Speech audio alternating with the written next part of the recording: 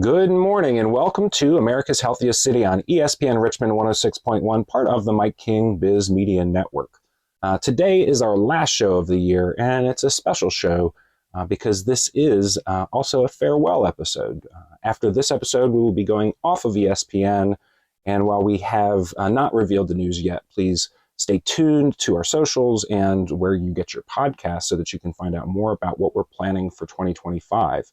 We've had a great run here on ESPN, and we've loved working with Mike King and on the Mic with Mike. But we are in the midst of reformatting our show. We're going to be more out in the community.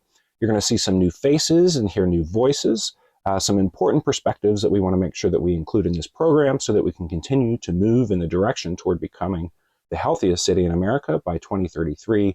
That's all of RVA.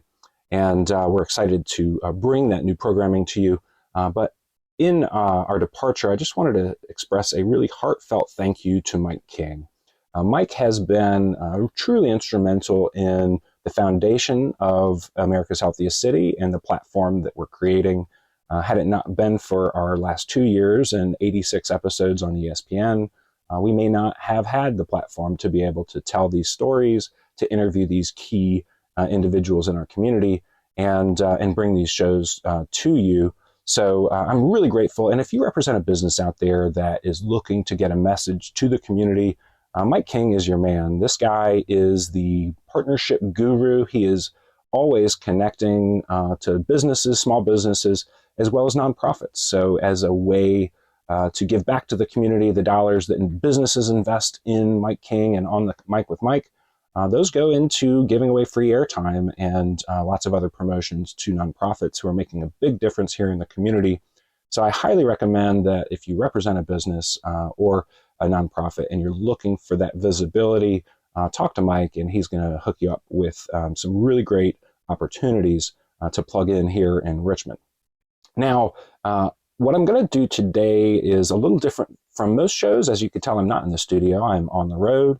And so what we're going to do is play some clips from throughout the year that were instrumental, things that we saw come up in the headlines quite a bit, and then some stories from key individuals in the region who we really just couldn't stop listening to and we need to hear more from. So before I get into it, I want to hit a couple of highlights, and we'll talk about some different episodes that we can't air in today's episode because we're limited to time. But we did start out the year in 2024 with an interview with Rob Ukrop from the Kickers ahead of the launch of the Richmond Ivy, the new women's soccer team. So go check out that interview if you didn't get a chance to listen. We're not going to play clips from that interview today. But after the season ended, to cap things off, we also had Kimmy Cummings on the air, so that she's the head coach of the Richmond Ivy. So we got to hear things from her perspective after their season wrapped. So check out that episode as well so that you can get the full picture and the full story about Richmond Ivy. We're big fans, and we're just really excited about things to come in Richmond as a result of that new team and all the excitement that comes with it.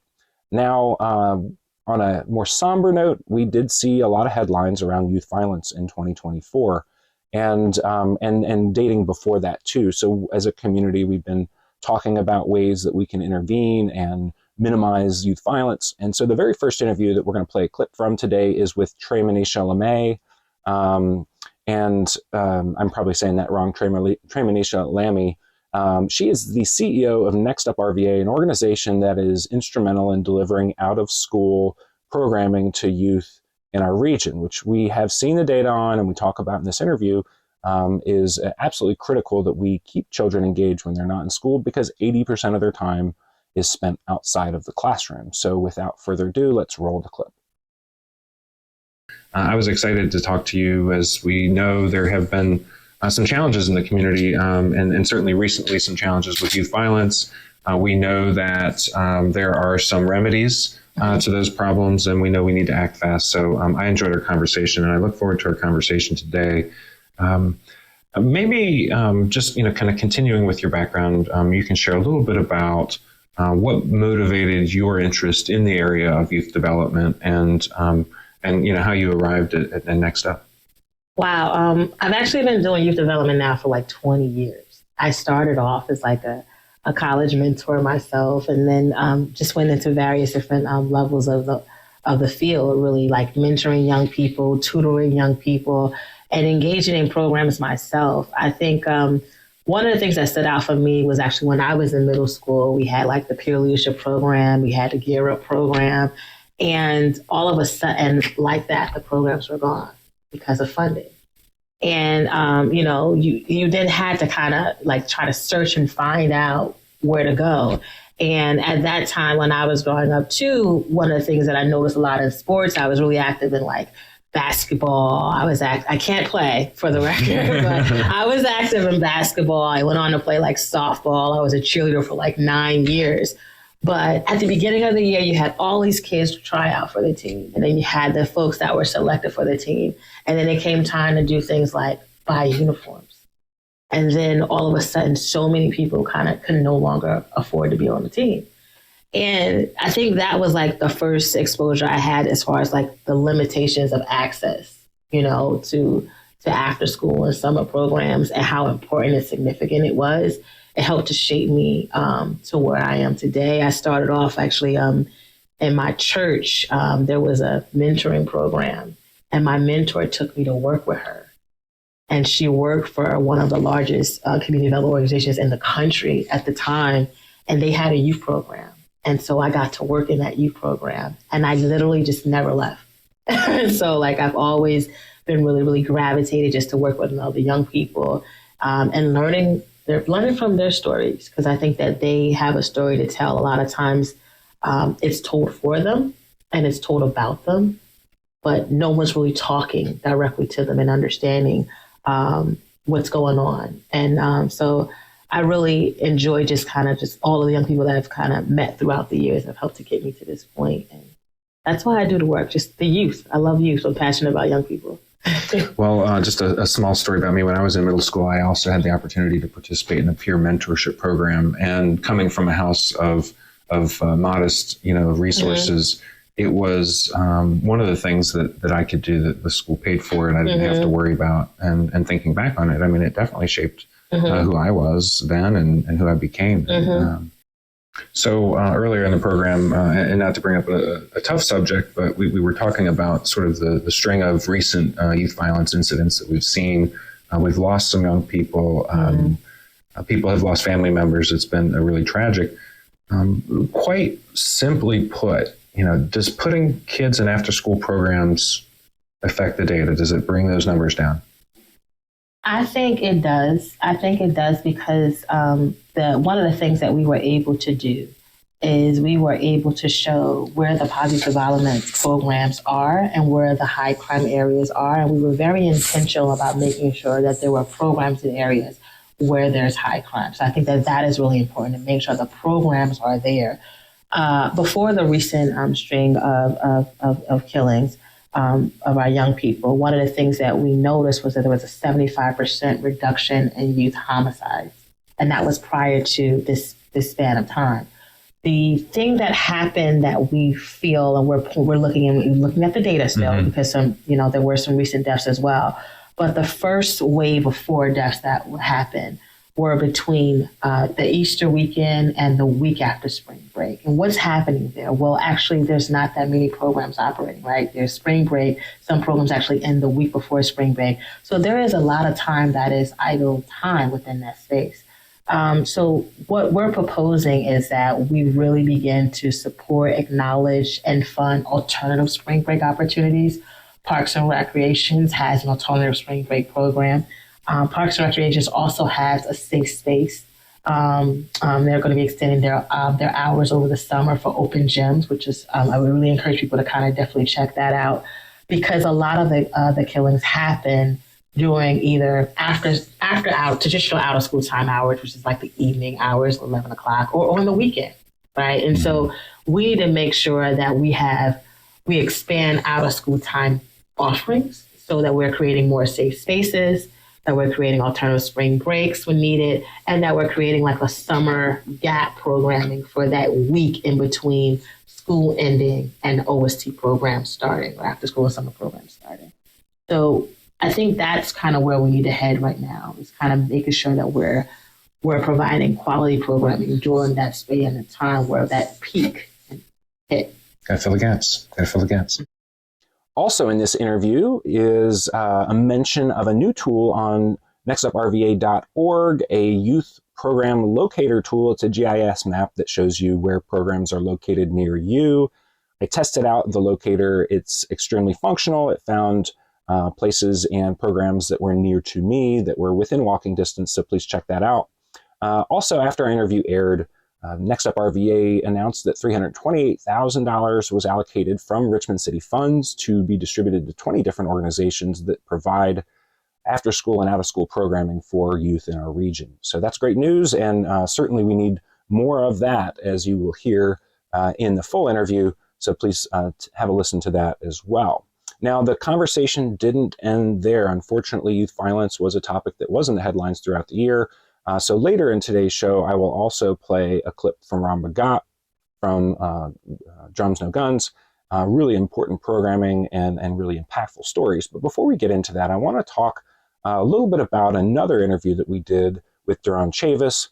Duran is an activist, a farmer, an organizer, and he is the person behind Happily Natural Day, and he's incredible. He's been instrumental in our community for a really long time, but as a part of a special program we did with Richmond Water called The Ripple Effect, we went out to Sankofa Community Orchard and interviewed Duran for that interview, and you can hear more from him in this next clip. Let's kind of get into Happily Natural Day. Yeah. That's the nonprofit organization that is responsible for the work that you do. Yeah. Okay. Yeah. You're a community builder. You're an activist. Yep. You are a farmer. I am, all those things. So Happily Natural Day is our nonprofit organization. I'm the founder and director of it. Happily Natural Day actually is 21 years old this year. We started out as simply a festival that happened annually every summer. And it evolved into this organization that takes spaces and transform them into farms and gardens and green space. But that came from, just iterating around what works and what smelled like the right way to go in order to get to root causes of a lot of the issues. Our organization came out really just focusing on holistic health, right, in the Black community. And as a result, we started working with Black farmers, because how you talk about health and you're not talking about food, right? And those farmers, took me under the wing, so to speak. I started out not really building gardens, started out selling their produce in the hood. And did that for a bunch of years, man, probably like 6 years before I started an actual garden. And when I started the garden, I felt like alarm bells started going off. And I'm like, oh, this is something special. This is feeding me in a different way. I mean, we talk a lot about social issues. We talk about social inequity, but like finding a space where you can actually do a thing and then see, the change, that was really important for me. And I found that doing urban farming across the city. So that coincides a little bit, I think, with your tenure at Leadership Metro Richmond and kind of design thinking and... As back up, I had Happily Natural Day as my side work, like my passion work. When we first started, I was working at the Black History Museum when we started Happily Natural Day. After I left the Black History Museum, I ended up working for a bunch of different organizations. Disability, I worked for the Department of Rehab Services. I was a disability claim analyst. And then I left there and worked for Department of Social Services as an intake worker for, basically, I was the food stamp guy. So all the while, that's like almost 10 years, I was doing Happily Natural Day at the same time. Yeah. You know what I mean? While I was at the city, I really got deep into kind of like policy change, right? Because here I am, I'm doing Happily Natural Day.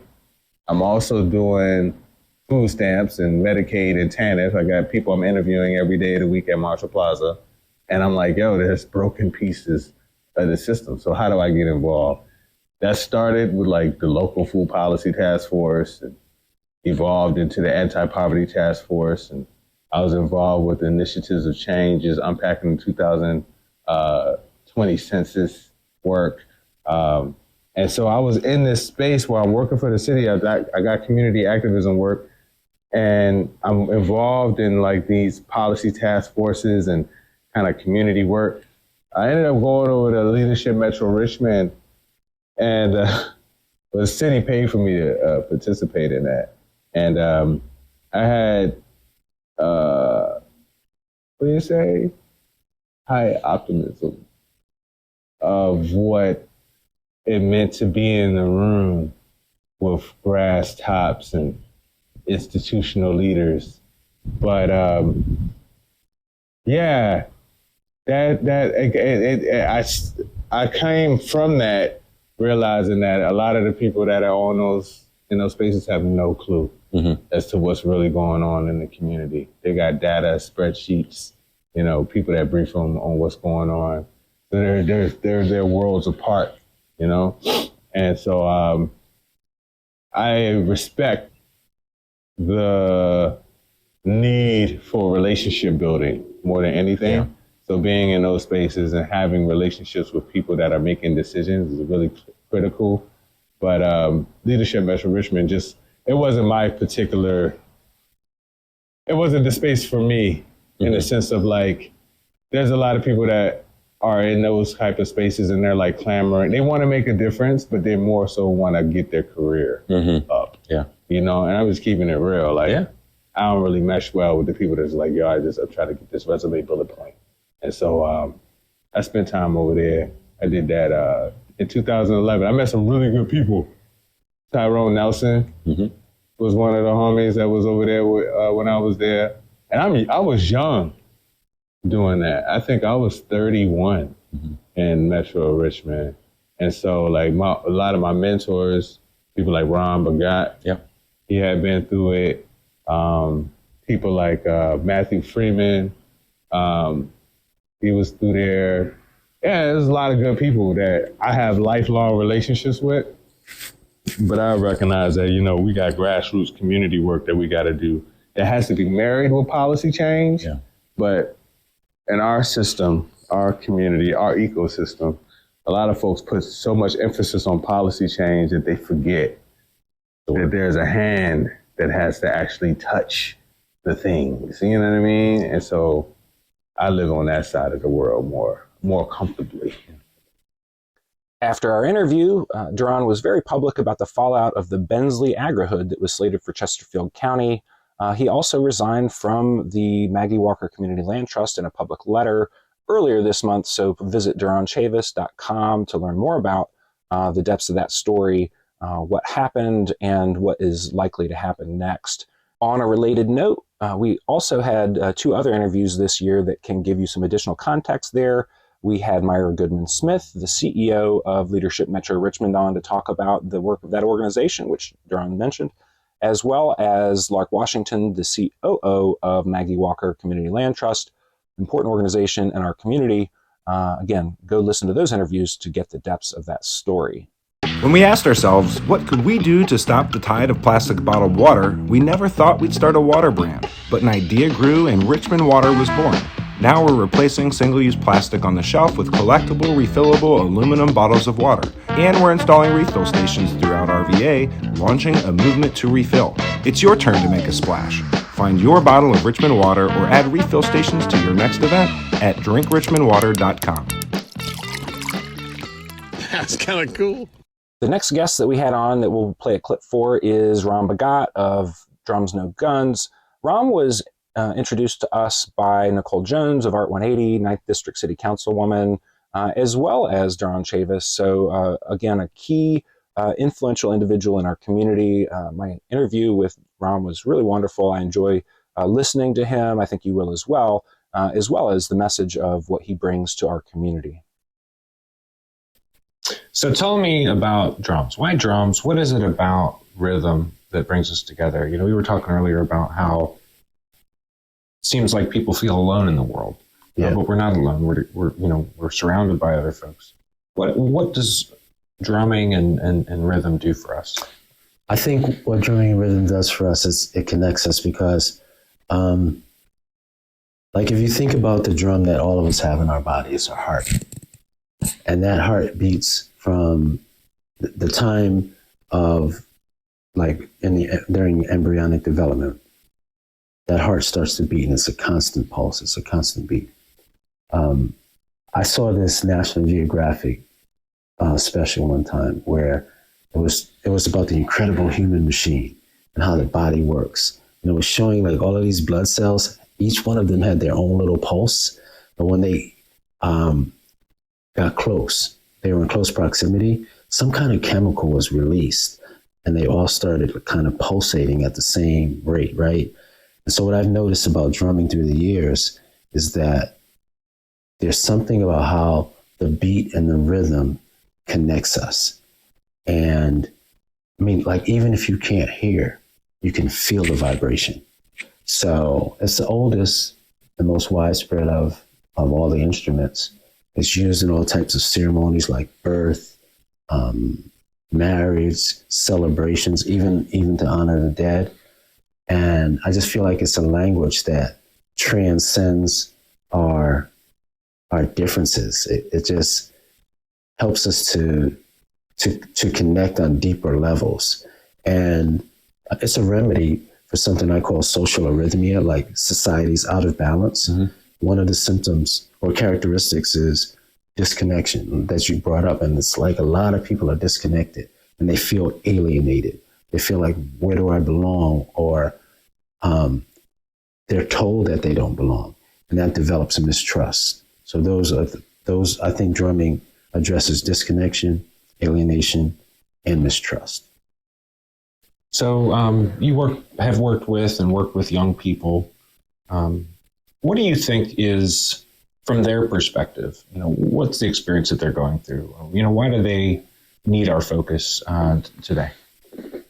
I mean, like being a teacher for over 30 years, all different types of schools, mostly working with adolescents between the age of like 14 and 18. But now, and I never thought I would be working with a middle school, because of my first experience with like substituting in New Haven with middle school students. But I'm working with middle school students at MLK, where I'm working on trying to create this national model for mindfulness-based restorative practices. And I think that what they're asking for is someone who cares, someone they can trust, someone who's going to be there, and someone who is going to expose them to something that expands their worldview, and something that like relates to their culture, And again, like we just did this EduConcert called Generation Dream. It's actually the Generation Dream 15. We did 14 up until COVID, and so we reactivated it. And so what I find is that they love being challenged. Like they have they might be kind of stage fright, or they might not want to show their excellence because maybe it's been suppressed, especially like we were talking about the education system earlier. And like that whole banking model where like the teacher is the expert and they're just depositing knowledge into the empty vessel. So we do more of a pedagogy of the oppressed approach, that like Freire, where it's how do you connect with people in a way where it validates their experience in the universe, and that you honor it and you're working with them rather than doing things to them or just for them. So I think young people are inspired by the work that comes from the heart. And it just reminds me of this question I ask people: whose shoulders do you stand on? So how did you get here? How did I get here? Who in our lives are role models, or even more than just role models? Whose shoulders do we stand on? And then I start asking this other question: and who stands on our shoulders? It's the whole idea of 7 generations. And I learned a different way to interpret that, rather than it's like, oh, we're planting trees for 7 generations behind us.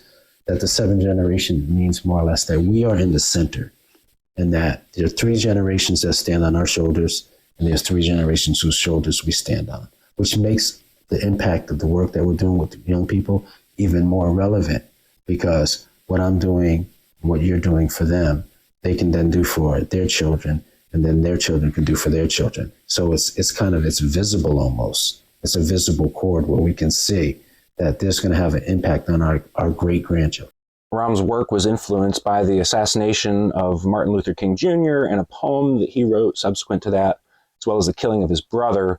This was a very sensitive interview, and always a sensitive subject. So please listen to that interview, but be thinking about that through the lens of solutions for Richmond.